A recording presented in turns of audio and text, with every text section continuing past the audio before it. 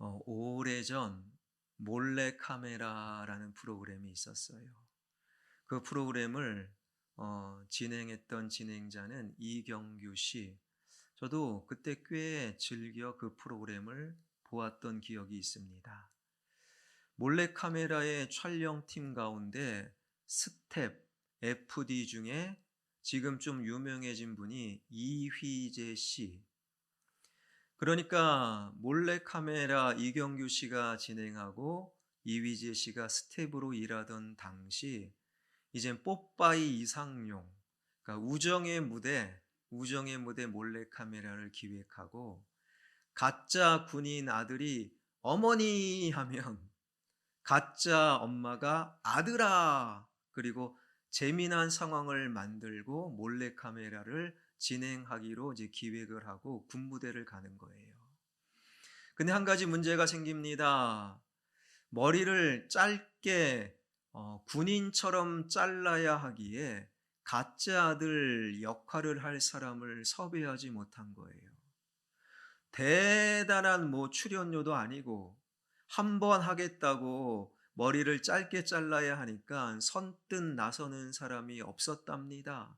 그때 스텝이었던 이휘재 씨를 설득하기 시작하는 거예요. 휘재야, 너 뜰 수 있다. 이 우정의 무대 얼마나 많은 방송 관계자가 보는 줄 아니? 너 뜰 수 있다.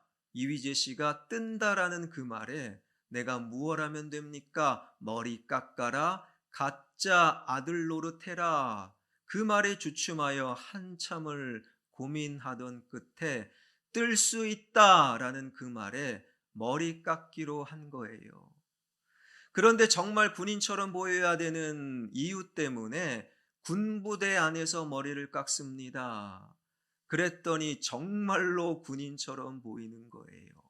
영락없는 군인입니다. 완전히 속아 넘을 것 같습니다. 나는 뜬다. 모든 스텝의 기대와 이휘재 씨의 기대를 가지고 준비하던 그 순간에 상급부대에서 연락이 왔답니다. 우정의 무대는 괜찮은데 몰래카메라는 촬영하면 안 됩니다. 그리고 몰래카메라 팀은 철수하고 이휘재 씨는 머리만 깎았다라는 슬픈 이야기가 꽤 오래전에 있었다라는 거예요. 오늘 본문에서도 한 사람이 머리 깎는, 그러나 그러한 의미와는 전혀 다른 중요한 영적인 의미를 담아 머리를 깎는 이야기를 만나게 되는데, 바로 바울이 겐그레아에서 머리를 깎았다라는 말씀이에요. 사도 바울이 2차 전도 여행을 하는 와중에 마지막 고린도에서 1년 6개월 동안의 사역을 마무리하면서 이만하면 됐다. 2차 전도 여행을 이제는 마무리하게 됩니다. 그리고 고린도를 떠나 이 전도 여행의 본거지인 안디옥 교회가 있는 수리아의 안디옥으로 배를 타고 가기 위해 고린도의 외항 겐그레아에 가게 되는 거예요. 바로 그 겐그레아에서 바울은 머리를 깎게 되는데, 오늘 보면 18절입니다. 18절. 바울은 더 여러 날 머물다가 형제들과 작별하고 배 타고 수리아 안디옥으로 떠나갈새 브리스길라와 아굴라도 함께 하더라. 바울이 일찍이 서원이 있었으므로 겐그레아에서 머리를 깎았더라. 왜 머리를 깎았습니까? 성경이 증언하기를 바울이 일찍이 서원한 것이 있었으므로 서원 때문에 갱그레아에서 머리를 깎았다라는 거예요. 어떤 서원이냐? 고린도에서 사도 바울은 1년 6개월 사역 가운데 나시린의 서원을 한 거예요.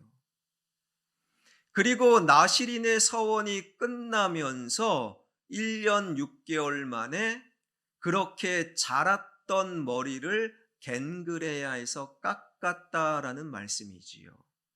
나시린의 서원은 일정 기간 동안에 이것 합니다. 하기 싫지만 이것 합니다. 혹은 이것 하지 않습니다. 하고 싶지만 하지 않습니다. 하나님 앞에 서원을 하고 그 기간 동안에 자신의 삶과 사역과 인생을 구별하여 하나님께 드리는 것이 바로 나실인의 서원이었어요. 민수기 6장에 보게 되면 나실인의 서원, 나실인의 서약을 한 자들은 세 가지를 하고 싶지만 하지 말아야 되는 거예요. 먼저 독주와 특별히 포도주를 마시면 안 됩니다. 여러분, 유대인들에게 포도주는 술이 아니라 물입니다. 왜요? 유대인 지역에서 나오는 물은 조금 먹기에 껄쩍지근한 석회가 함유되어 있는 물, 그 물을 마시기에는 깨림직한 거예요. 그래서 유대인들은 모두 다 물 대신 포도주를 마셨다. 그런데 포도주를 마시는 것을 금지하고 꺼림직한 물, 석회가 섞여 있을지도 모르는 물을 마시며 하나님을 생각하는 것이 나실인의 서원인 거예요. 나실인의 서원을 하는 사람은 두 번째, 머리를 깎지 않아요. 유대인들은 머리와 심장을 생명이다라고 생각을 했어요. 그러니 나실인의 서원을 하는 기간 동안에 머리를 깎지 않으며 장발로 길러지는 머리를 통해 하나님께 내 생명을 드립니다. 이것이 나실인의 서원이었어요. 세 번째, 시체를 만지지 않습니다.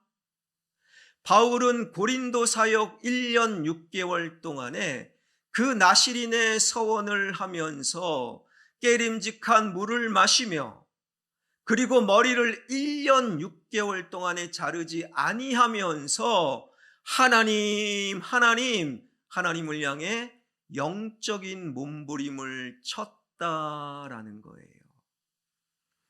여러분, 사실 바울에게는 2차 전도여행을 할 정도의 바울에게는요, 그런 나실인의 서원 굳이 필요 없어요. 우리가 알고 있는 바 이미 다메섹 도상에서 주님의 빛 아래 꼬꾸라진 바울, 모든 학문과 재산과 권력과 명예와 삶 전체를 주님의 빛 아래에서 보니 배설물로 여기고 이제는 주님 때문에 사는 거예요. 평생 주님을 전하며 사는 것입니다. 주님 없으면 못 살아. 이것이 바로 사도 바울이었는데 그런 바울이고 보면요, 굳이 나실인의 서원은 필요 없는 거예요. 그렇게 필요 없는, 그렇게까지 할 필요 없음에도 1년 6개월 동안 고린도 사역을 통해 나실인의 서원을 하면서 먹어야 되는 포도주 마시지 않고 깎아야 되는 그 머리를 깎지 않으며 하나님을 잊지 아니하려는 사도 바울의 영적인 몸부림, 이것이 바로 겐그레아에서 비로소 머리를 깎았다, 이 말씀 속에 담겨져 있는 사도 바울의 영적 몸부림인 거예요. 여러분, 이러한 영적인 몸부림은요, 우리 주변에서도 종종 발견하는 모습이에요. 성경을 읽읍시다. 여러분, 모든 성도는 성경을 저마다 읽어야 돼요. 그런데 성경을 읽지 못하게 만드는 여러 가지 이유가 우리에게는 존재하지요. 그럼에도 성경을 읽는 것은 기본이고 성경을 손으로, 컴퓨터가 아니라 손으로 쓰는 일, 굳이 그렇게까지 할 필요 없는데 그런 고된 일들을 성경 필사를 약속하고 창세기부터 계시록까지 쭉 써내려가는 분들이 우리 주변에 있어요. 어떤 권사님은요, 이제는 조금만 있으면 추석이지요. 추석 연휴에 오래간만에 자녀들 얼굴, 손주들 얼굴 보려고 차표를 미리 예약을 했습니다. 그런데 그 추석 연휴 때 31주년 기념주일이 있고 더욱이 이번에는 은퇴식이 있음을 알고 나서 고민이 되는 거예요. 그럴 필요 없는데 그 추석 연휴에 은퇴하는 권사님들 하나님의 이름으로 축복하기 위하여 예약했던 그 차표를 다 취소하고 지난주에 미리 당겨서 자녀들 만나려고 다녀오신 권사님이 있는 거예요. 어떤 목사님, 제가 아는 목사님인데 목사 안수를 받으면서 하나님께 그럴 필요 없는데 이런 약속을 하시는 거예요. 통일이 되기 전까지 하루 한 끼에 10,000원 이상의 음식을 먹지 않겠습니다. 20여 년 전에는 10,000원은 한 끼에 큰 돈이었어요. 그런데 지금은 다 10,000원 넘잖아요. 그런데 지금까지 그 약속을 그럴 필요 없는데 하나님께 드리고 지금까지 지키는 목사님에게 물어봅니다. 왜 그런 약속 하셨습니까? 통일이 일찍 될 줄 알았다라는 거예요. 그리고 9,900원이면 먹고 1,100원이면 안 먹습니다. 그런데 요즘은 배달료는 뺍니다. 그러고 있는 거예요. 목사님에게 또 물어봅니다. 목사님, 그 약속이 그렇게까지 할 필요 없는 약속이 당신 목회에 어떤 도움이 됩니까? 이 약속을 지켜나가면서 북한을 향해 주신 하나님의 마음을 잊지 않고 있다라는 거예요. 여러분, 그렇게까지 할 필요 없었어요. 사도 바울에게 무슨 나실인의 서원이 필요합니까? 그러나 1년 6개월 동안에 머리를 자르지 아니하며 하나님을 외치는 거예요. 그렇게까지 할 필요 없습니다. 핑계대며 말씀 읽지 않는 자들이 수두룩함에도 불구하고 하나님의 말씀을 필사하며 하나님 그렇게까지 할 필요 없지만 내 스케줄 귀한 나의 시간을 정리하면서도 은퇴하시는 권사님 축하하기 위하여 내 시간을 아끼며 조절하는 그 권사님, 그러면서도 하나님 영적인 몸부림을 치고 있는 그분들의 모습을 우리는 기억해야 할 것입니다. 사랑하는 성도 여러분, 그래도 우리는 예배자요. 우리는 세상과 다른 성도 아닙니까? 그런 우리가 세상과 다르지 않는 내가 하고 싶은 것만 하고 내가 하기 싫은 것 하지 않는다면 어찌 내가 하나님 앞에 성도입니다 말할 수 있겠습니까? 새로운 계절, 새롭게 시작되는 이 계절, 내가 하나님 앞에 하고 싶은 것 하지 않고 내가 하나님 앞에 하기 싫은 것 하면서 영적인 몸부림을 칠 수 있는 저와 여러분, 우리 모두가 되길 주님의 이름으로 축원합니다. 그런 사람들을 하나님께서 기뻐하시는 거예요. 그렇게 하나님 할 필요 없는 나실인의 서원을 1년 6개월 동안에 지켜나가면서 하나님을 잊지 아니하려는 그 사도 바울의 영적인 몸부림을 하나님께서 기뻐하신 것이지요. 그렇게 영적인 몸부림을 치면서 1년 6개월간의 고린도 사역을 마친 사도 바울, 나중에 시간이 흐릅니다. 한참 시간이 흐른 뒤 영적인 몸부림으로 사역했던 고린도 교회를 향하여 편지를 쓰게 되는데 그것이 고린도 전서, 고린도 후서 아니겠습니까? 고린도 전서 9장 20절 21절을 보게 되면 당시 영적인 몸부림을 쳤던 사도 바울의 변화를 우리가 발견하게 되는데 고린도전서 9장 20절 21절입니다. 새 번역으로 보게 되면요, 유대 사람들에게는 유대 사람을 얻으려고 유대 사람같이 되었습니다. 율법 아래 있는 사람들에게는 내가 율법 아래 있지 않으면서도 율법 아래 있는 사람을 얻으려고 율법 아래 있는 사람같이 되었습니다. 율법이 없는 사는 사람들에게는 내가 하나님의 율법이 없이 사는 사람이 아니라 그리스도의 율법 안에서 사는 사람이지만 율법 없이 사는 사람들을 얻으려고 율법 없이 사는 사람같이 되었습니다. 굉장히 말씀이 꼬여 있는데요. 한마디로 그거잖아요.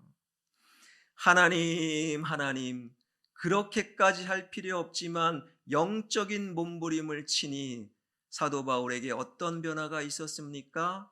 유대인에게는 유대인처럼, 율법을 중요하게 여기는 사람에게는 율법을 중요하게 여기는 사람으로, 율법을 모르는 자들에게는 율법을 앞세우지 아니하는, 즉 다른 사람에게 한없이 너그러운 자가 되었다. 그것을 통해, 그 변화를 통해 더 많은 사람을 복음 가운데 얻게 되었다. 이것이 사도 바울의 변화라는 거예요. 여러분, 원래 사도 바울은 굉장히 냉정하고 굉장히 일 중심의 사람이에요. 이런 일도 있었잖아요. 전도여행 1차를 마치고 2차 전도여행을 출발할 때 마가라는 젊은이를 데리고 갈까 말까 그것을 놓고 누구와 감히 사도 바울이 바나바님하고 대판 싸우잖아요. 얼마나 큰 싸움이었는지 성경 한복판에 그 사건이 기록되어 있잖아요. 여러분, 바울에게 바나바는 어떤 존재입니까? 바나바는요, 바울을 살린 생명의 은인이었어요.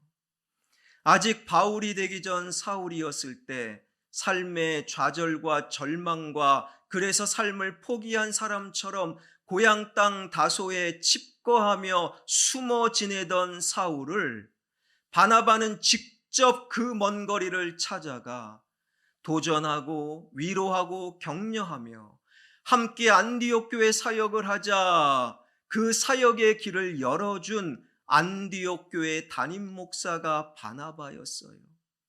그야말로 바나바는 바울에게 생명의 은인인 거예요.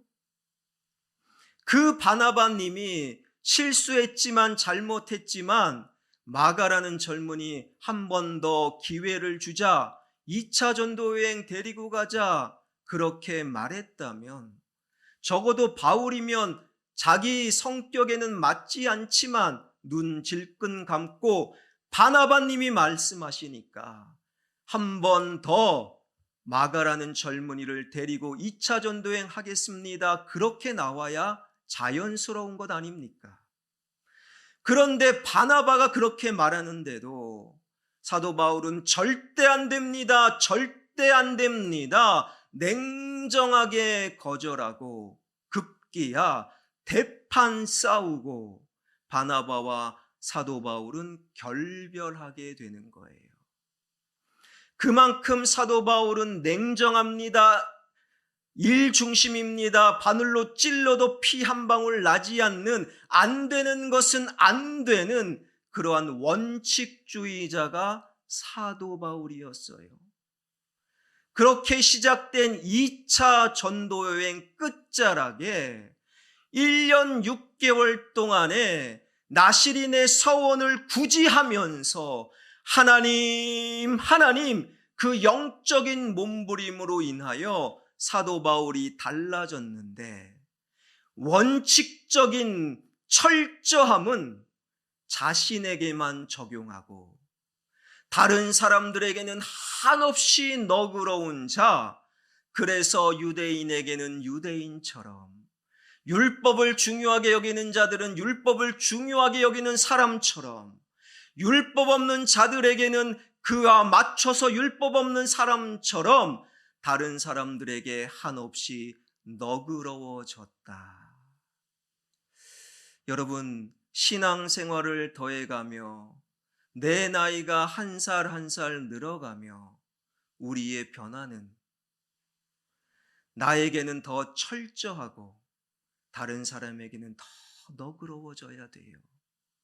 그런데 혹시 그 반대가 아닙니까? 나에게는 한없이 너그럽고 다른 사람에게는 철저한 그러한 변화는 변화가 아니라 변질인 것이지요. 최근에 아주 흥미로운 기사 하나가 있었지요. 며칠 전에 있었던 기사인데 한번 보여주세요. 부처님 위 케이블카 재수 없다 현수막 논란. 어떤 내용이냐? 저 경남 사천에 가게 되면 삼천포대교와 각산이라는 산을 연결하는 굉장히 긴 케이블카가 있다는 거예요. 그런데 케이블카 밑에 보게 되면 사찰, 절이 하나 있는데 그 절이 처음에 케이블카가 생길 때 2017년도에 그 케이블카가 생기면 안 됩니다 하고 이제는 소송을 했대요. 근데 당연히 소송에서 지고 재판에서 진 겁니다. 그리고 케이블카가 생기니 좀 시끄러운 거죠. 절 위로 케이블카가 지나가니까 시끄러운 거예요. 그래서 지난 2019년도에 사천시를 상대로 종교의 존엄성과 사생활을 침해했다. 그리고 사천시를 대상으로 손해배상 청구 소송을 한 거예요. 그런데 당연히 법원에서 기각되어 그 절이 졌답니다. 속상할 수 있어요. 화가 좀 날 수 있지요.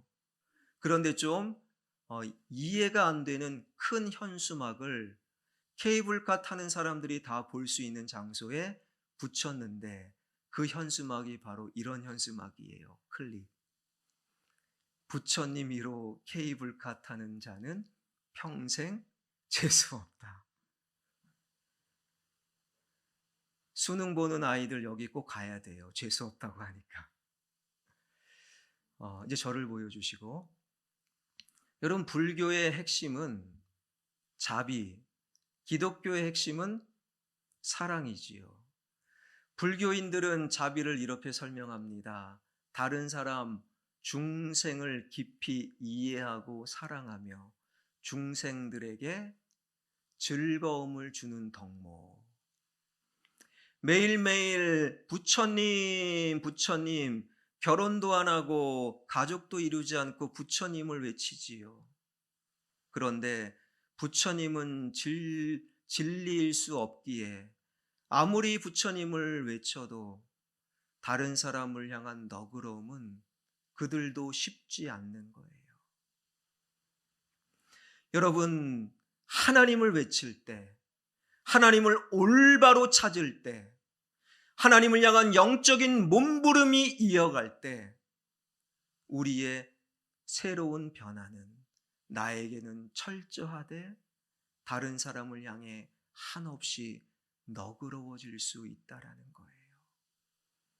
이러한 변화를 통해 더 많은 사람이 하나님을 알게 되는 것이지요. 하나님, 하나님, 다른 사람을 향해 한없이 너그러워진 그 사도 바울이 겐그레아에서 머리를 깎습니다. 그리고 배를 타고 겐그레아를 떠나 저 돌아가야 될 땅 안디옥 교회 수리아 안디옥으로 돌아가는데 당시 그 거리가 약 1000km, 당시만 해도 1000km를 직항하는 한 번에 가는 배가 어디에 있겠습니까? 반드시 중간에 잠시 머무는 도시가 있었으니 대표적인 도시가 에베소였어요. 당시 에베소는요, 동서남북 가리지 않고 교통의 요충지, 그래서 사람들이 모입니다. 돈이 모입니다. 대도시, 그래서 로마 제국의 4대 도시 중에 하나가 바로 에베소였어요. 게다가 에베소 대도시에 더 유명한 것은 에베소 한복판에 아데미 신전이 있었다라는 거예요. 아데미는 어떤 우상인가? 지금의 터키 대륙의 사람들이 만들어 놓은 다산과 풍요를 상징하는 여신, 그 아데미 신전, 아데미를 섬기는 그 우상의 신전이 규모가 엄청 큰 거예요. 지금의 축구장보다 더 큰 길이가 130m요. 그 신전을 떠받드는 기둥만 해도 127개요. 아데미 신전의 여자 사제만 해도 수천 명이요. 그 신전에서 일하는 자만 해도 기록에 의하면 셀 수 없을 정도로 많았더라. 그 아데미 신전을 보려고 매일같이 사람들이 구름대처럼 에베소 그 도시를 찾는 거예요. 그래서 에베소 도시는 사람들이 모입니다. 돈이 모입니다. 매일매일 왁자지껄합니다. 흥청망청 세련된 문화로 무장된 도시. 그 도시에 잠시 머물렀던 사도 바울, 그 도시의 세련됨과는 전혀 다른 사도 바울의 외모는 그야말로 볼품없었지요. 그 아데미 신전의 제사장들, 화려한 제복을 입고 막강한 종교적인 권력을 휘둘렀던 아데미 신전의 제사장들에 비하면 그 사도 바울의 볼품없는 그 초라하기 짝이 없는 그 모습 속에서 무슨 말을 들을 수 있을까? 그런데 놀랍게도 그 아데미 신전이 버티고 있는 그 도시에서 역시 사도 바울은 회당에 들어가 하나님 말씀을 전하는데 그 전하는데 놀라운 일이 벌어지게 됩니다. 오늘 본문 20절이에요. 20절, 여러 사람이 더 오래 있기를 사도 바울에게 청하되 사도 바울이 허락하지 아니하였다. 여러분, 이것은 참으로 놀라운 말씀이죠. 사도 바울이 전도 여행을 하면서 가는 곳곳마다 각 도시마다 유대인들은 사도 바울을 거부했어요. 쫓아냈습니다. 폭력을 행사했습니다. 욕하며 비난했습니다. 심지어 살해의 위협까지 가했던 유대인들.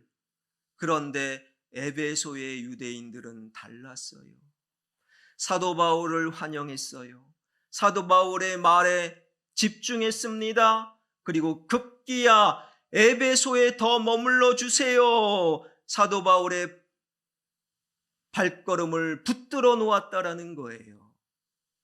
그리고 후에 3차 전도 여행 때 그 에베소로 다시금 가게 되었던 사도 바울.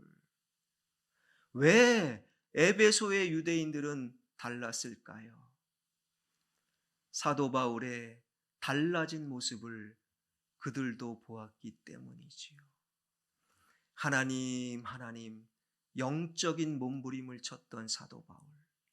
그 결과 다른 사람을 향해 한없이 너그러워진 사도 바울의 변화를 그들이 보고 사도 바울을 붙들었던 거예요. 그런 사도 바울에게 마음의 문을 엽니다. 열려진 문 가운데 하나님 말씀이 들어가고 하나님 말씀이 주님을 믿게 되었고 그 믿음으로 에베소 교회가 세워진 것 아니겠습니까?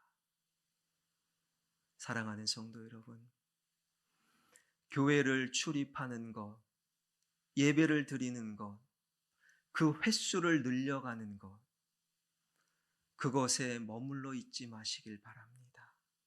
우리는 세상과 다르고 어제와 오늘이 다르고 오늘과 내일이 달라야 될 성도 아니겠습니까?